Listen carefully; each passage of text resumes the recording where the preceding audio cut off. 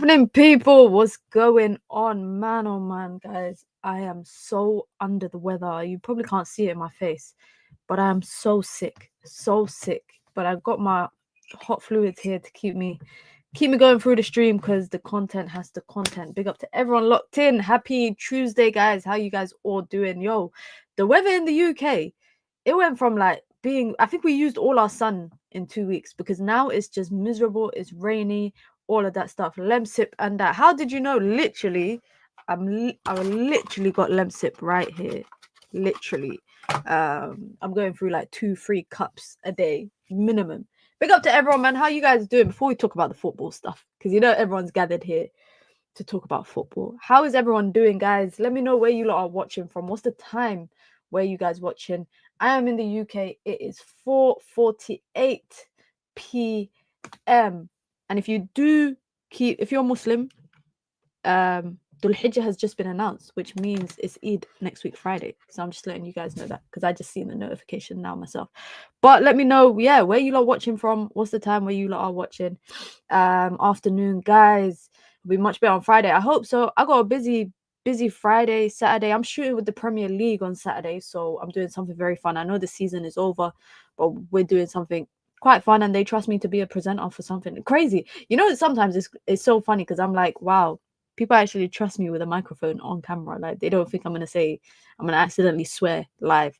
But yeah, I need to be well. So I'm literally like drenching myself in honey, lemon, black seed. If you know about black seed, black seed and honey is the recipe to get better. So all of that stuff. Big up to Brandon said, big up Mina, shout out with all my Somalis, USA in the building. Shout out to everyone in America.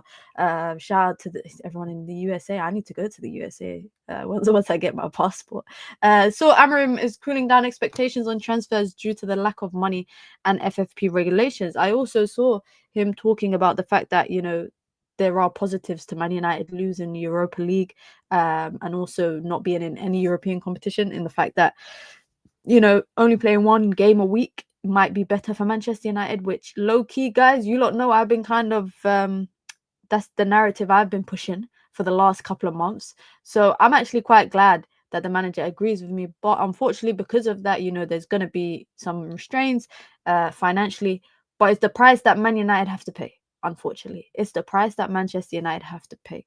Now, what do we have on the tables today, guys? What we got on the table? We've got, well, Delap's decision is reportedly meant to happen today. You know, Liam Delap has offers from multiple teams, including Chelsea, Everton, Manchester United. Manchester United reportedly agreed terms with him and his agent on personal terms. I heard it's about like 140 a week. I don't know exactly, but I saw a report suggesting that it's about 140 a week. So personal terms will not be a problem. They are ready to pay the 30 million release clause to Ipswich. However, this decision thing that he's doing, he's making it sound like LeBron James. Like, if you like NBA fans, yeah, you lot will know decision day in the NBA. The whole world was waiting for it. Everybody was there. I was sitting there 2 a.m. in the morning watching TV, waiting to see where LeBron would take his talents. And he sat there and said, I'm taking my talents to South Beach. And everybody was like, wow, he's going to Miami. He's linking up with Wade and Bosch. Oh my God, they're making a big free. This is what it feels like, just a bootleg version, because Delap is nowhere near on the level of LeBron James and where LeBron James was in his career at that point. It just feels like a little bit of a bootleg version. I mean, there's a lot of players, I think, out there this summer that could possibly have, you know, a lot of teams lining up for them. And I really don't hope they do this whole decision day nonsense, basically, because I just don't like it. I don't like this. I think he'll sign for United. I don't think he will. Personally. Let's actually start with that. I was going to start with Ryan Cherki being linked to Manchester City, and I really hope he does not go there. But let's start with Liam Delap, the son of Rory Delap, one of the greatest Premier League throwers I ever saw in my lifetime.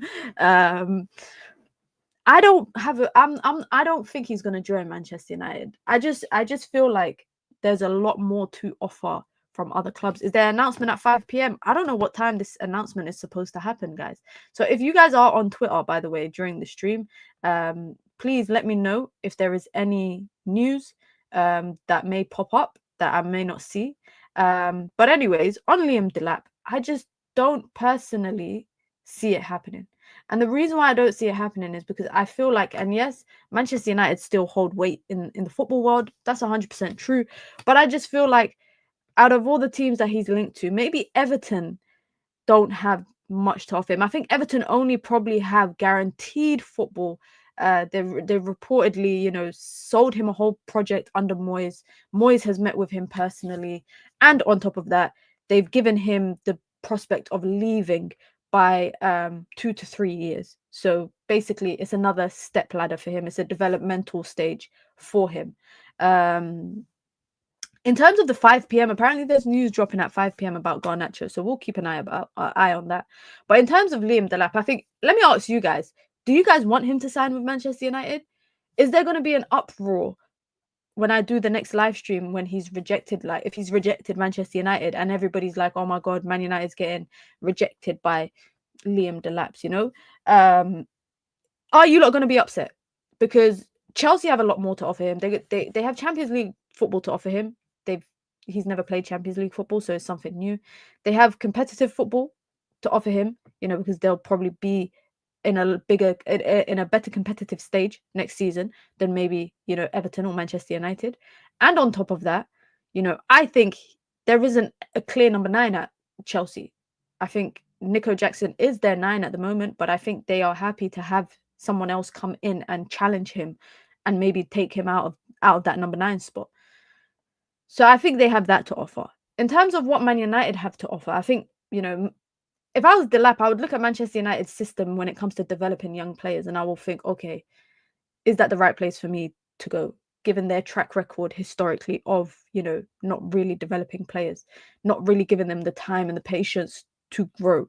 They're already shipping Hojlund out after 2 seasons, and he was once upon a time in the same shoes as me. So I think you'll probably take that into consideration. I think you'll also take into consideration the dire situation at Manchester United when it comes to that front line. I'll be so honest with you guys. I'll be so honest. Yes, United can sign Mbeumo and Cunha, but for me, eyes are on the number 9 next season as well. We cannot have a freeloader at number 9 that maybe gets 10 goals in all competitions. And I'm not saying that's Liam Delap, but I'm saying that it's more likely to be him rather than Man United signing a more experienced striker, because everyone's going to be under the guys that, United should be patient with their striker and, he's young, let him develop. I'll say another thing, and I think a lot of people don't take it into consideration when maybe signing for Manchester United, is the lights at United are brighter than anywhere else in England. So you can go to Everton, you can go to Chelsea, you can go Newcastle, etc. The media will have a field day with you. And this is me like I'm speaking to Liam Delap. I'm not speaking to him, but these are all the questions that are going through my mind when I'm trying to figure out if he's going to sign for United, and maybe what's the reasons that he might not sign with Manchester United. And those are the things that I think about. Some of you lot saying as well that you're not losing sleep over him. I'd only sign him if we sign someone else alongside him. When you say someone else, do you mean like another out-and-out number 9?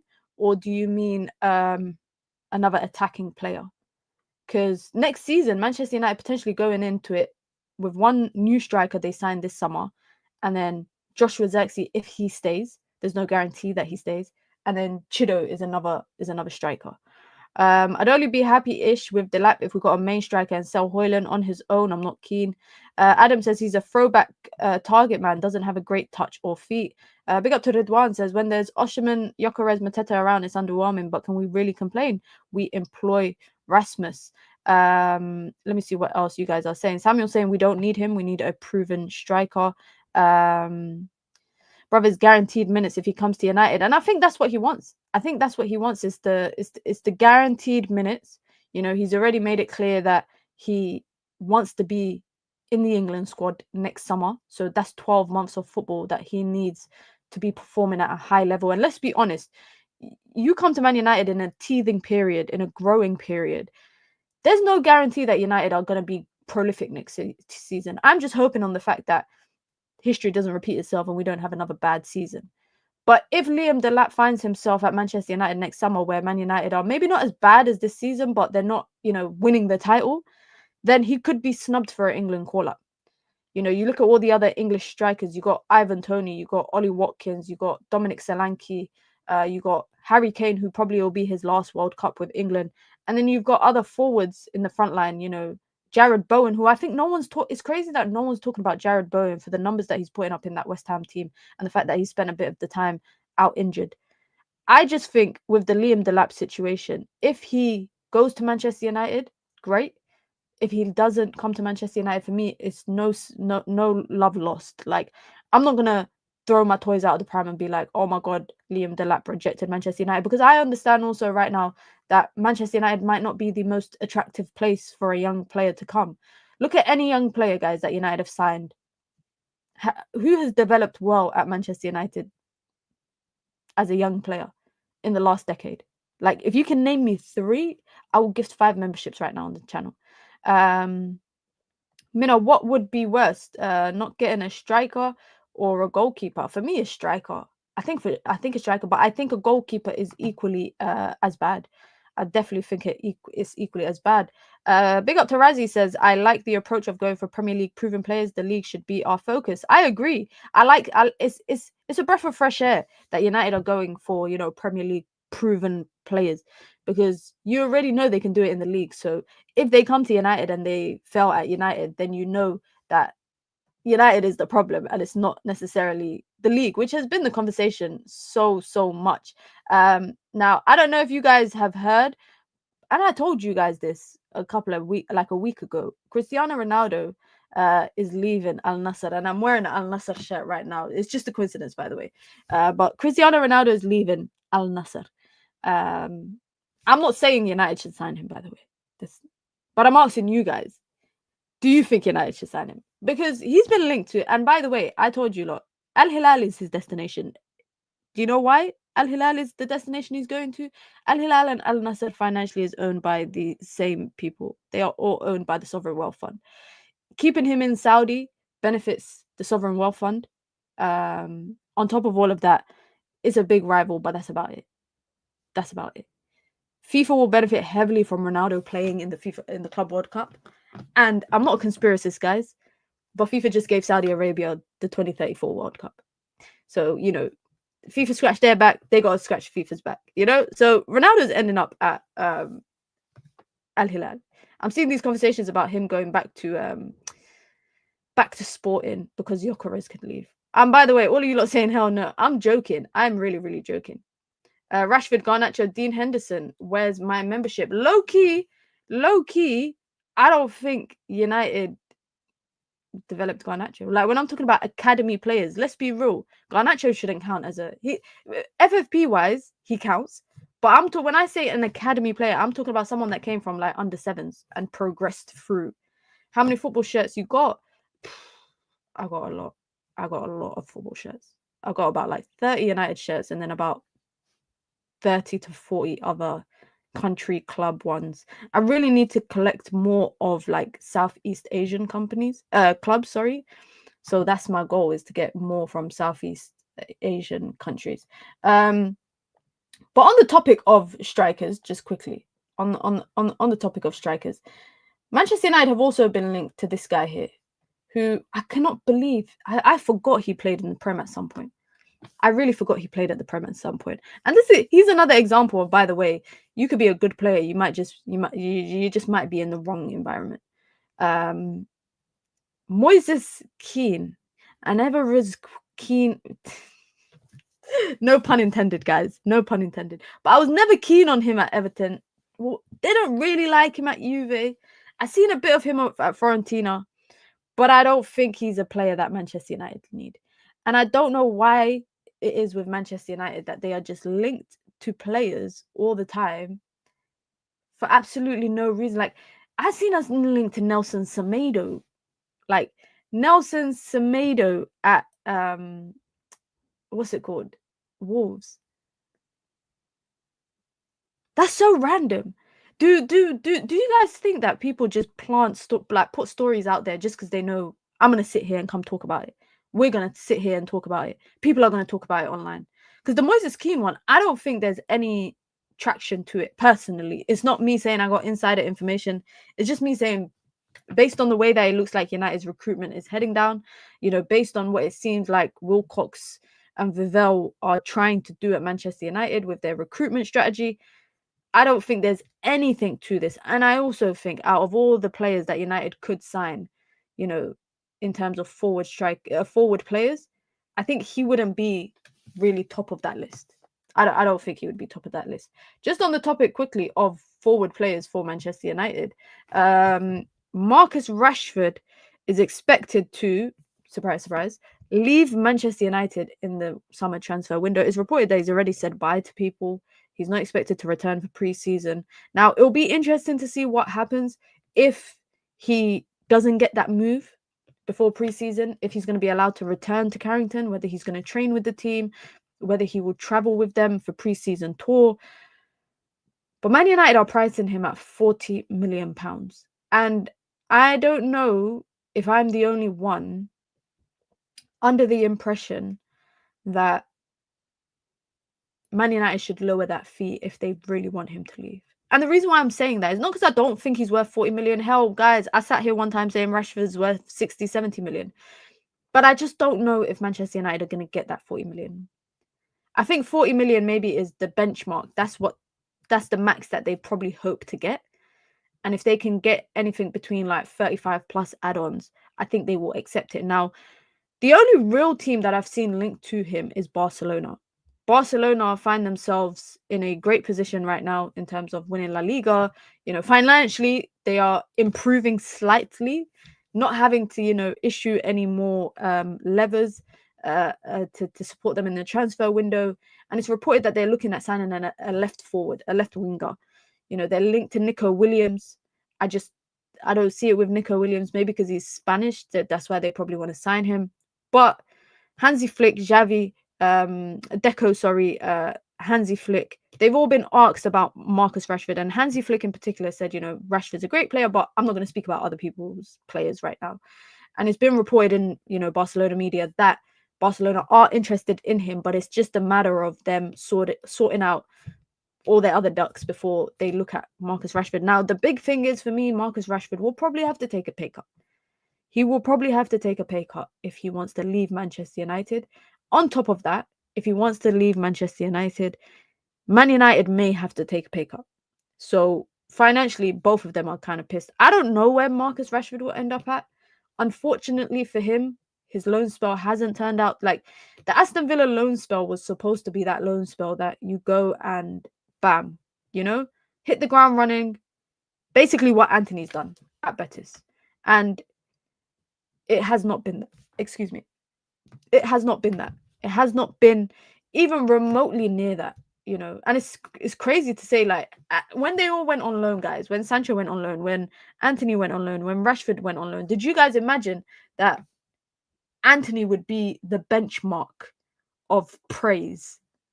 I didn't imagine that. But to be honest, I didn't know who was going to do well out of the three of them on their loan spells. And I'm happy for Anthony because I saw an interview today of him literally like sobbing in tears, talking about the pressure of playing at United and whatnot and how depressed it left him when he was not playing and he was struggling.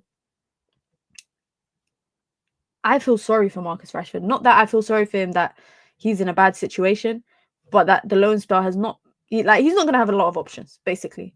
And it might be one of them ones, guys, where we see throughout the summer that his agent is probably going to be flying around selling him off to people. I'm talking Italy, Spain. Reportedly, Barcelona is his preferred destination. He wants to go to a contending team. And I don't blame him because, again, I don't know if he's got the same reasonings as Delap in terms of the World Cup next summer. But I also know that he's not got long left in football. So he has to. Yeah, Villa would have signed him, for 40 if they made Champions League. And the thing is now, Villa have to sell a lot. Villa has to sell a lot. Okay. Nathan Salt is bringing through the updates that he had about Garnacho. It don't really look like much of an update, guys. I'm not gonna lie. I'm gonna be dead honest with you guys. That don't really look like there's much of an update of that. Let me get the words up on here.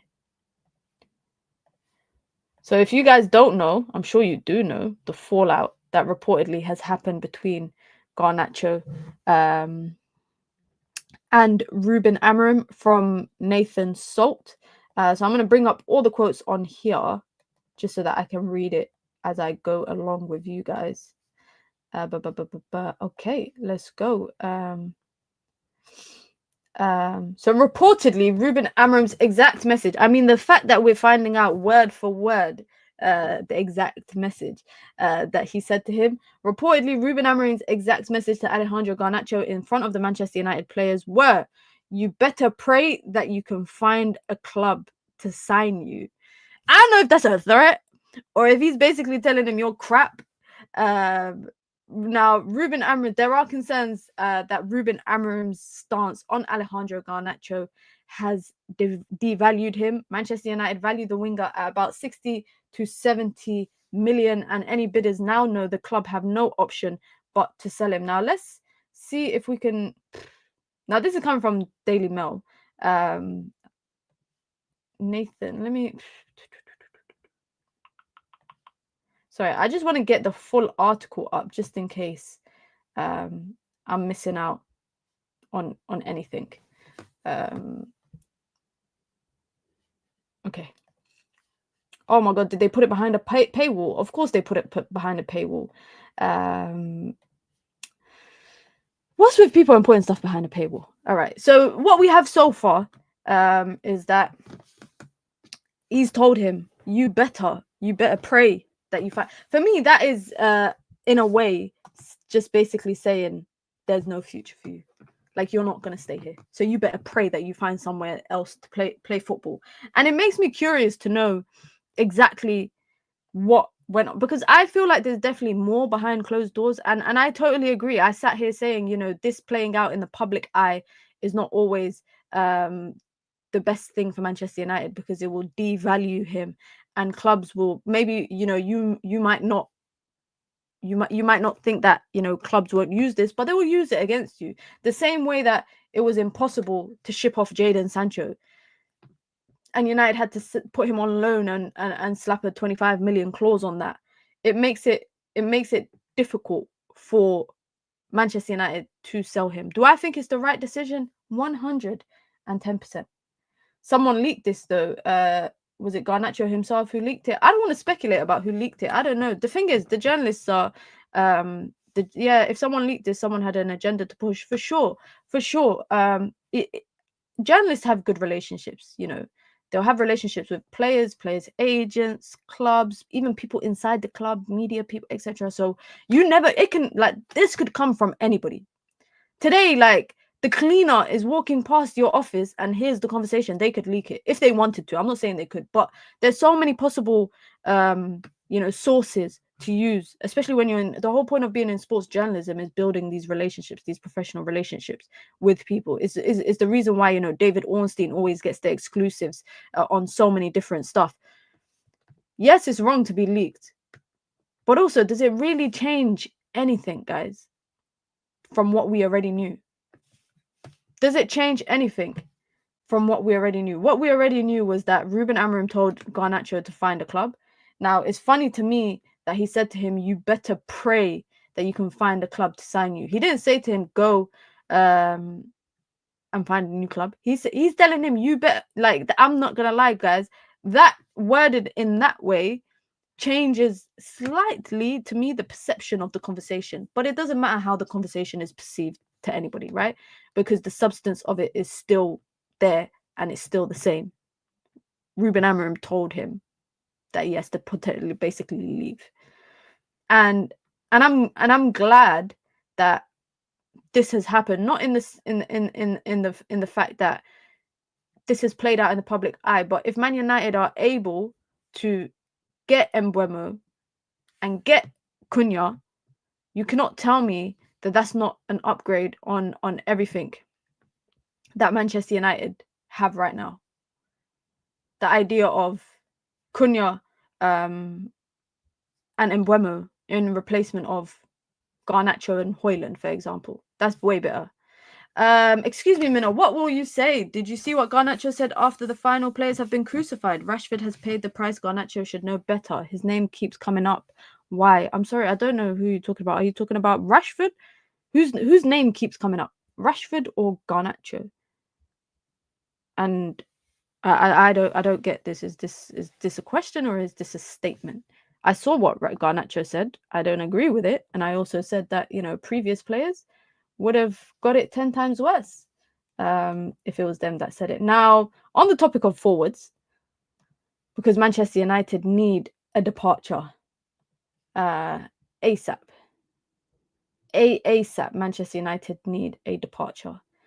And reportedly, Hojlund is linked to Inter Milan. Inzaghi is reportedly a fan of him. He likes him. However, what I will say is that it is reported that Inzaghi will leave Inter Milan to go and join Al Hilal. It's no confirmation, but it's reports. I don't really care about where Hojlund goes. Like, I'm not gonna sit here, by the way, and analyze he should go here. This is better. If he goes, he goes. If United can get like 40 million for him, round of applause to Manchester United. If they can recoup just 30% of what they paid for him, good on him. Good on them. Good on them. It doesn't seem like there's a bunch of teams lining up to sign him. Personally, I think the only teams I've seen linked to him is literally Juve, Napoli, and Inter. That's it. 3 Italian teams, and that's it. I haven't even seen his old team being linked to him. We should try get Osimhen on a swap deal. Guys, I like Victor Osimhen. I really, really like Victor Osimhen. But we need to let this ship go. We need to let this go. This idea of Victor Osimhen at Manchester United, please, guys, let's stop torturing ourselves. Let's stop torturing ourselves. Let's just let this ship sail. It's not going to happen. Unless Manchester United are ready to pay those big buck wages for him, it's not going to happen. And you lot know me. Osimhen has always been my number one choice from nearly 3 seasons ago. Since Napoli won the Scudetto, I've been saying Man United should sign him. But I have now accepted that it's highly unlikely that Manchester United will sign him because of the financial implications of signing him. And United just don't have the money they don't have the money to do so, unfortunately. And it might mean Man United get the short end of the stick and end up signing a maybe less talented striker. But I also don't see Osimhen, except for Chelsea, I don't see him going anywhere else in England. And I don't even think Chelsea, after what happened in the summer and the way everything played out on deadline day and how he ended up in Turkey, I just don't see it happening. I think Victor Osimhen will end up in Saudi. And again, that's not me saying I got exclusives. That's just my opinion. That is really just my opinion. These Italian teams have a way of reigniting Premier League players' careers, hence why they are probably the only teams in for him. I think they also see something in him that maybe we don't see. Maybe they see something in him that we don't see. So Ruben Amorim has been talking reportedly about, well, no, he hasn't been talking. In the article from Nathan Salt, there are some comments from Matheus Cunha, who was asked about Ruben Amorim, said, talking about him is easy. I think he's a great coach and I wish him nothing but the best. I hope he conquers the world as he did in Portugal. Cunha was then asked if both him and Amorim will conquer the world together at Man United. He said, well, God willing, we'll always do our best to help. I'm amazed at this being news. Journalists are feeding off the fact, guys, that we just talk about everything during the transfer window. Like, I'm cracking up laughing. Why is that news to us? Why is that news to us? In terms of Matheus Cunha at Manchester United, by the way, guys, nothing has changed. He's still expected to join Manchester United. And I mentioned it yesterday on stream about the number 10 shirt. It was reported that during negotiations with Manchester United, Matheus Cunha demanded that he was given the number 10 shirt. It was expected, and he was expecting for his wish to be granted. He relishes at the pressure of being Manchester United's number 10. Now, I saw a great stat, if I can find it here.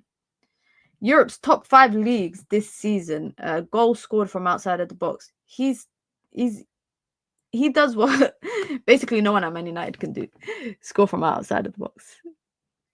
Man United, no one at Man United can score outside of the box. So he said, you know what? You lot should sign me. I will do it. Bruno Fernandes is the only guy on that list. Marmoush is on it. Federico Valverde, Callum Hudson-Odoi, Kovacic, Elise, Bischoff at Hoffenheim. That is the top 10. There's not really much to that, by the way, to that stat. I was just intrigued by that stat. Personally, I was just quite intrigued by that. Somebody just asked about Ryan Cherki as well. Ryan Cherki, if you hear this or if anybody relays this to you, please do not go to Manchester City. Please. Pep Guardiola is going to ruin you like he ruined everybody. Every creative player with flair. Don't do it. Just don't do it. Fabrizio Romano reporting today that Manchester City are interested in Ryan Cherki and have been informed on his cost information. He's on their shortlist, as well as Morgan Gibbs-White on there. 2 names who are highly rated at Man City. So he is an idea for Manchester City to sign. Manchester City, Ryan Cherki. It's bad enough that Florian Wirtz has gone to Liverpool this summer, yeah, or is going to Liverpool this summer. And that's a player that I enjoy watching. So now I can't enjoy watching him anymore. You telling me Ryan Cherki now might go to Manchester City? And you know why, by the way, guys? I do not envision Manchester United signing him. And the reason why is I don't think United are going to go down the path of signing technical players in those attacking positions. So, you know, the players that, you know, have a lot of tech, but maybe are not physically strong, maybe can't blast through the middle with the ball, that, you know, those kind of players, I don't see him, I don't see Man United, sorry's recruitment doing that. However, with saying that, if Ryan Cherki goes to Man City, I will lose it. He's going to ruin Gibbs-White. Do you guys remember when they brought Calvin Phillips? Like, I don't think people realize what, like, City's hit rate to miss rate, I don't think we talk about it enough. I remember Calvin Phillips, one of the most sought after midfielders that summer, ruined his career by going there. Jack Grealish, 100 million, was so fun to watch at Aston Villa, so critical for them that season. Gave them 100 million to build off of. He's on his way out this summer. And I actually can't remember the last time he's had like 3 months of great football for Manchester City. Manchester City's hit to miss rate. But because they like buy so many players and replace so many players, it just goes under the radar. It goes under the radar a lot. Matheus Nunes was balling out at Wolves. Balling out. I remember I was so gutted when United didn't buy him from Sporting. I was so gutted. But I was happy that he went to Wolves because I thought, okay, maybe then, you know, United can stand a chance. When he went to City, I thought, what is this guy doing? And now Pep's turned you into a right back. He's turned you into a right back. Cherki will leave City within 2 years if he goes there. Pep will not let that man do his usual play. I don't really agree with, I mean, Pep has won how many trophies, at City, and he's won Champions Leagues and whatnot. So I can't really say I don't agree with system style football, but I don't really agree with anyone doing this in terms of managers, and that is taking the creativeness out of your players. I feel like once you take the creativeness out of your players and you turn them into robots, it kind of ruins football. And maybe sometimes that's why people feel like football ain't that enjoyable to watch anymore. I think we're only looking at different types of players. Diego, Leon, Dorgu, Cunha, Heaven, and Mbeumo, Delap are all PMP and athleticism. Yeah, it feels like that's the route that Manchester United are going down. And you know what? I can't fault them for that. The reason why I can't fault them for that is because, you know, Manchester United have lacked that for so long. So if they're finally choosing one summer transfer window to kind of address all of those situations, Let them do that. Let them do that. I'm totally excuse me, I'm all for it. However, it's not, can I just say, these stuff will not be addressed in one window. It will not be one window of football that Man United will address all of these problems. It will be at least, multiple windows, but you can lay the foundations in the first window, and then, moving forward, address other issues. But the biggest issue for Man United has been PMP athleticism. Simple as that. Since when is Cherki going to City? He's not officially going to City. It's just confirmed that City are looking at signing him. So there's no confirmation in that. Manchester United have just been monitoring his situation. Liverpool were monitoring his situation. They went for Florian Wirtz instead. Big up to MYS with the super chat. I appreciate it, man. Thank you so much. Says big up Minna. Smash the likes, people. You lot heard him or her. I think it's a him. I think it's a him. So you guys heard MYS. I need to stop pronouncing it like his acronyms. 007. My 007. That's what I'm going to call it. Make sure you guys hit the likes. We've got over 100 people here. Let's try get at least, 100, 120, 150? Like, come on, guys. Come on, guys. Pep's football is boring to watch. Does it matter if it's boring to watch when it wins you stuff? Like that's my question to you guys. Do you guys care about something being boring to watch if it's winning you stuff? I don't think City fans care. I don't really see. I don't personally think City fans care. It's crazy though. City are in a rebuild right now. But this is probably the first rebuild I have ever seen that you can spend like 500 million, basically.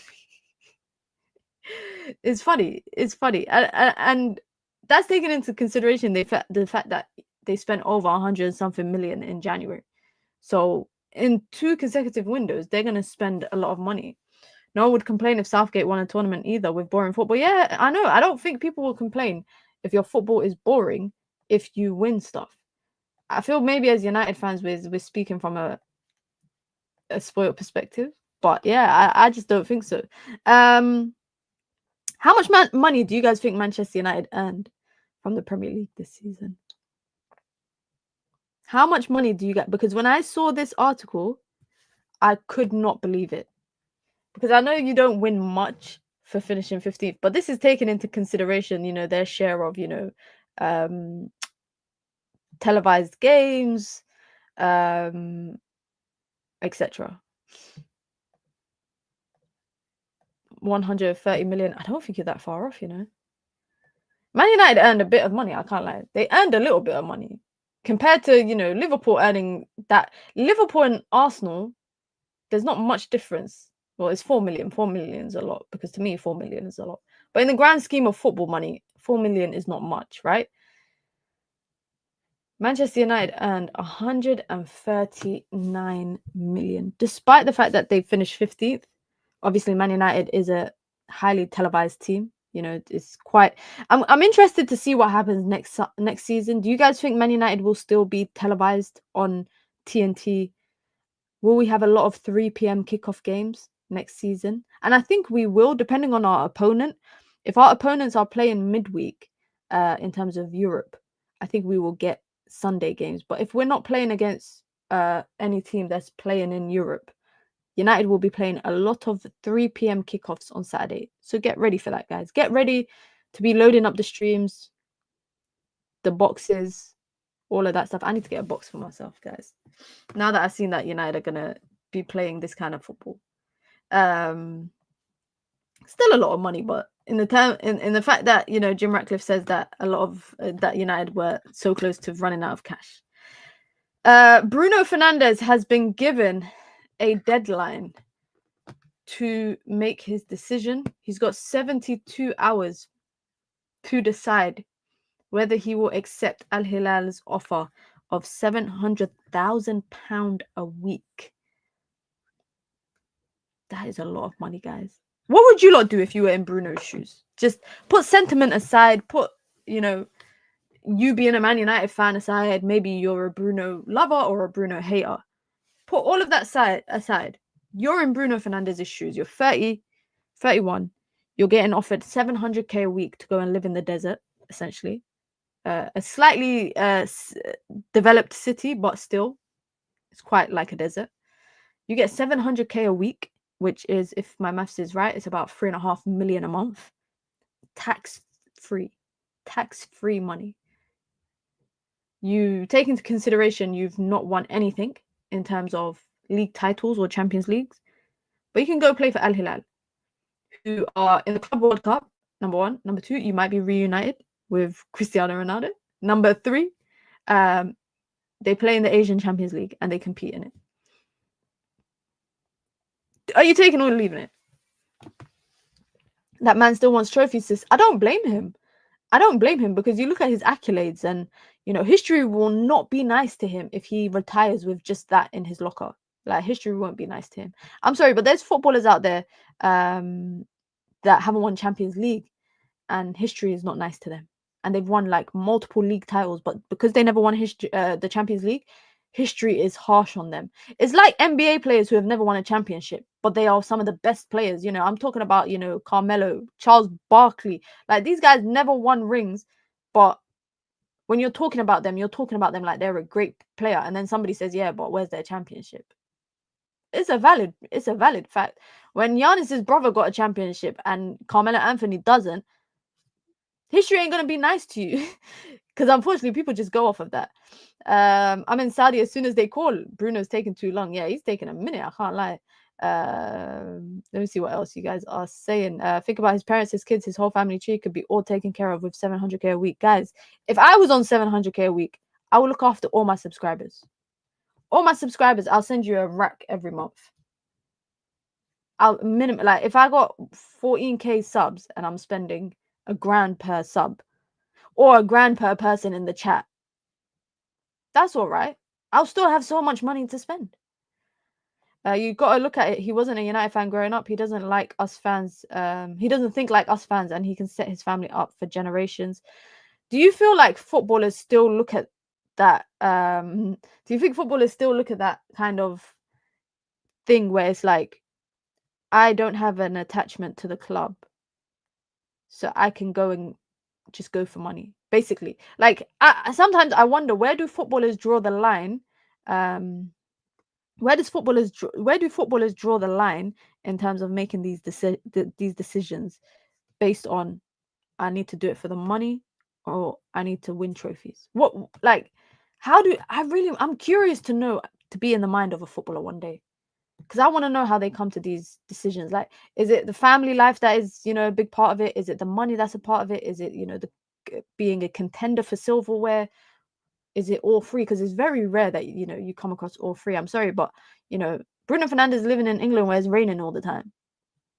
I'm not saying Saudi is, you know, an amazing kind of weather. It's hot as hell there in the summer, guys. It's like 50 degrees in the summer, like hot heat, because you're in the desert. Hot heat.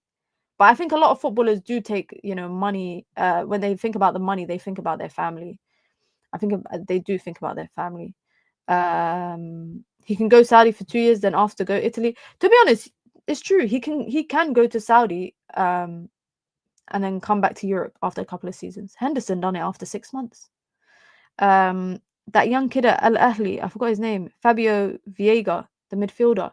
He's been there for 2 seasons. He's coming back now to Porto, and he's 23 years old. So there is definitely, I think, the decision there to be made. It's just a matter of, I genuinely don't know what Bruno's gonna do. I don't know. What do you lot think he's gonna do? Because I genuinely have no idea. I think he could go both ways. I actually think he could go both ways. Like, I won't be shocked if he stays, but I won't be shocked if he leaves. Does that make sense?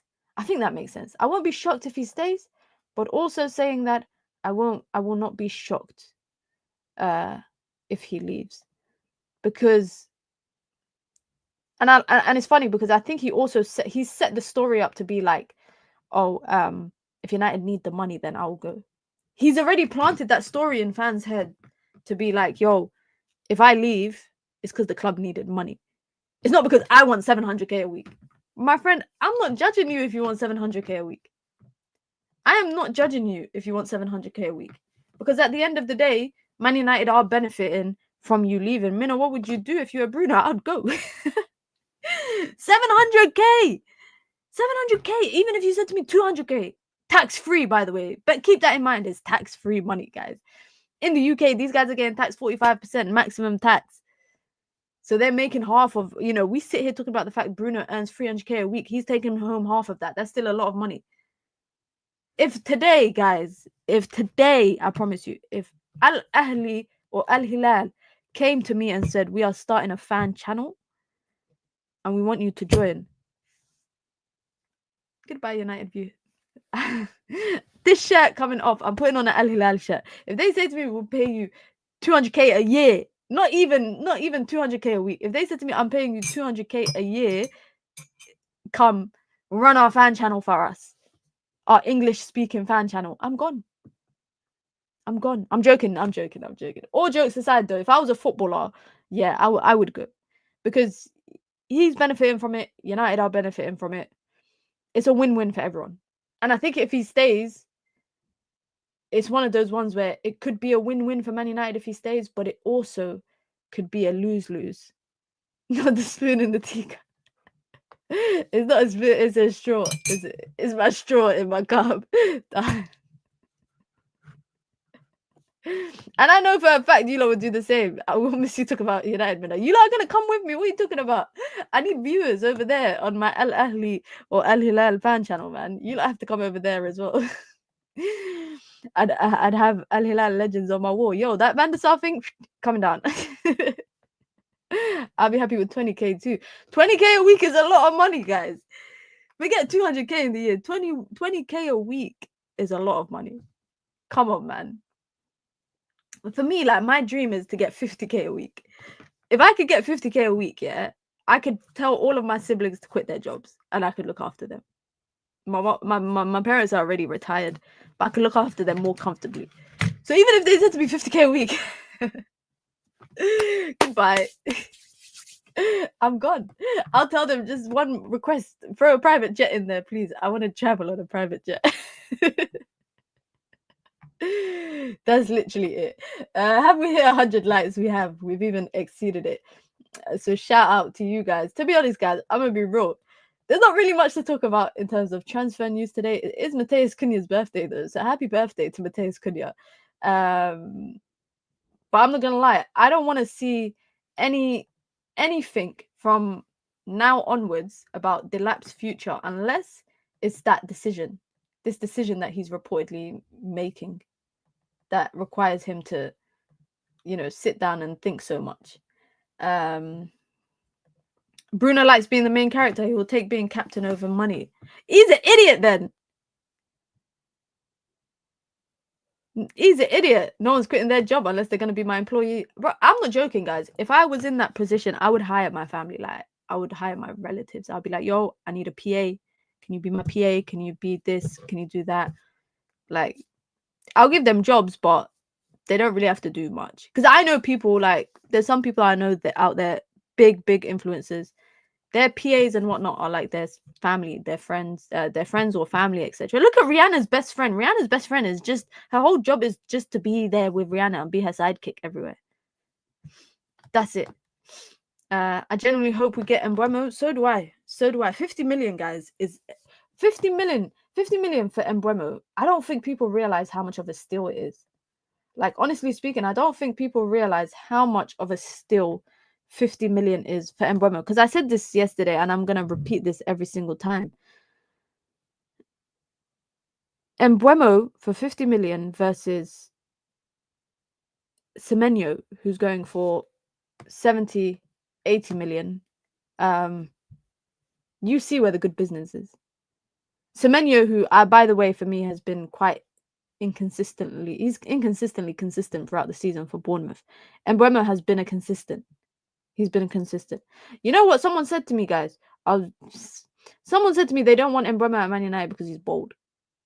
I was like, oh, okay, so bold players is where we draw the line now when it comes to signing players. And then they said, no, I'm traumatized by bold people because of Erik ten Hag. I said, That's the dumbest logic I've ever heard in my life. That is the dumbest logic. That means I shouldn't support Amorim because Jose Mourinho traumatized me at Manchester United. That is so silly. That is so silly. Rooney was bold. Well, United didn't buy him bold. So technically, that's not the case. That's not the case. But it is, at one point, I'm not going to lie, guys. I did feel like the idea of Mbeumo and Cunha was wishful thinking. Like, you know, us putting together like a perfect transfer window. I thought it was that's how I felt. But bit by bit, I'm starting to feel like it's a huge possibility that United could end up signing Mbeumo and Cunha and a striker as well. But what I will say is that if United spend a lot of their budget on those three, I think the other positions that United need to fill will come down to selling players. It will include, because I don't think United need a right wing back. If I'm being honest, I said I would rather have United sign a right-sided centre back than signing a right wing back. I'm happy with Ahmad being a right wing back for United. I'm actually happy with it. I'm content with it. I actually think it's the better option, especially if we have the idea of. And Mbeumo for me is not a 10. He's like the second man in a two-man striker partnership.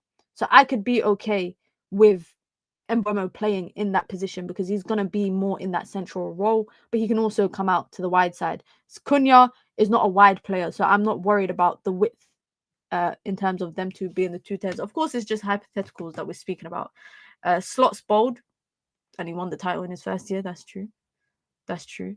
You lot are actually laughing about this. If Mbeumo had hair, he'd be 100 million. Mina, do you think this summer will be a good transfer window? I got no idea. I feel like we can't talk about. I don't know. I feel like we can't talk about the window until it actually happens, and we can, get to deadline day, and sit here and be like, you know what, this is who we've brought in, this is who we left. I think what will make it a good window is if United sign Mbeumo, if they sign Cunha. I would say if they sign. I really wish we could go back for Sanderberg. Guys, I really wish we could go back for Sanderberg. I don't see it happening just because I don't think Fulham will do that. But I wish we could go back for Sanderberg. But if they sign those two players, a striker in Mateta or Gyökeres, but again, Gyökeres is looking unlikely. And if we sign a right-sided centre-back and a goalkeeper. Edison is the player that we are linked to in terms of the midfielders. But there is a centre-back that there's a centre-back called Castello Lucaba. He's a left-footed centre-back. So I don't know if he can play across the left-sided centre-back role and the right-sided centre-back. I think United having Yoro, having Heaven, Maguire, Delap, Mazraoui. I don't want to say Luke Shaw, but I think that's 5 centre-backs. So I don't see the likelihood of them signing another centre-back. But I would say like 6 players. I said 6 and I put up 7 fingers, guys. I'm actually a disgrace. 6 players for me would be ideal for Manchester United. The centre-back position is not peak. Yoro, Mazdalit, Heaven, Godwill, Maguire, Dallo. Dallo's not a centre-back. Yeah, but we do have, like Jale mentioned here, we've got quite a few young centre-backs. So that's why I don't think United will sign a right-sided centre-back. But I said that I think his right-sided centre-back would be a bigger priority for me over right wing-back. I think that Ahmad right wing-back option is there. Leacher still exists, facts. Keeper's a priority, yeah. Keeper's a priority. I'm just scared that we don't sign a keeper, but we sell Onana. And I actually think Onana is going to be one of those ones where, and we have to sign 2, yeah, because Bayinda's probably going to leave as well. I think Onana is going to be one of those situations where I think United will accept anything for him.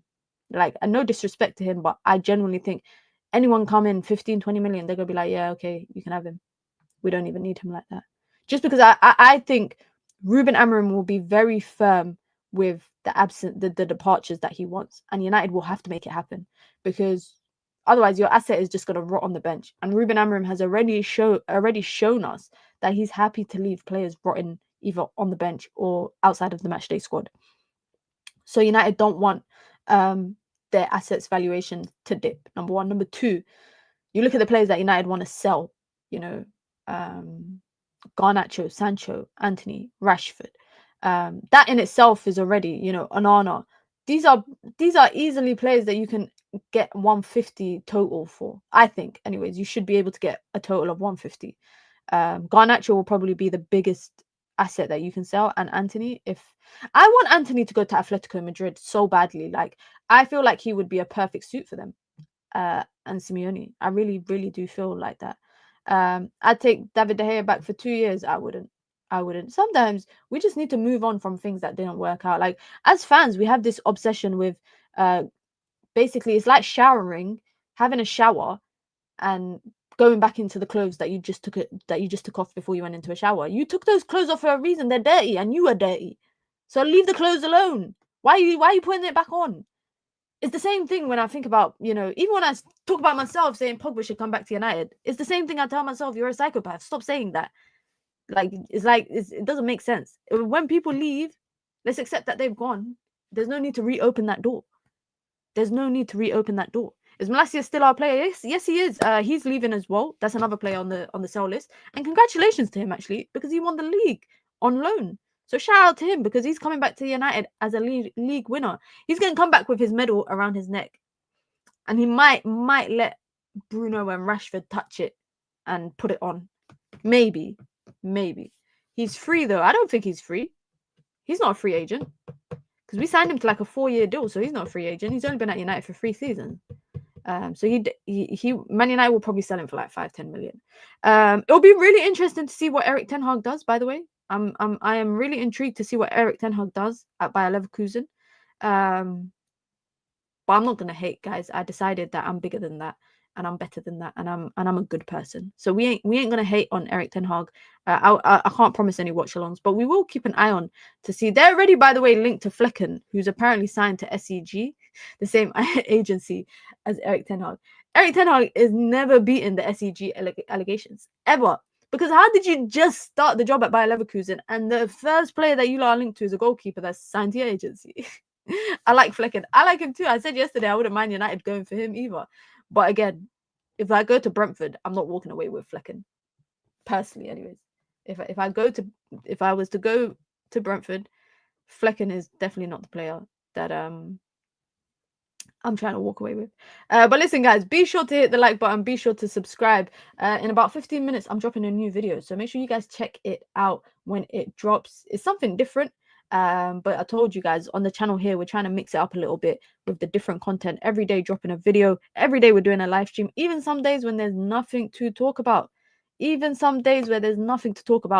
are doing a live stream. So make sure you guys check out the video that I dropped tomorrow. What do we have? It's conference, Europa Conference League, sorry. Won't be doing a watch along for that. But you lot know I will be rooting for Anthony. We'll have Daily Dose of Mina dropping Thursday. Daily Dose of Mina again. We'll have a video as well dropping on tomorrow on Mbeumo, Cunha, and the question mark about Manchester United's striker options. So make sure you guys check that out. Big up to all of you lot. I hope you have a wonderful evening, morning, night, wherever you guys are. And I'll catch a lot of you guys on the stream tomorrow. If there's any breaking news between then and now, you guys know I'll be live. Have a good one, guys. I'm out. Peace.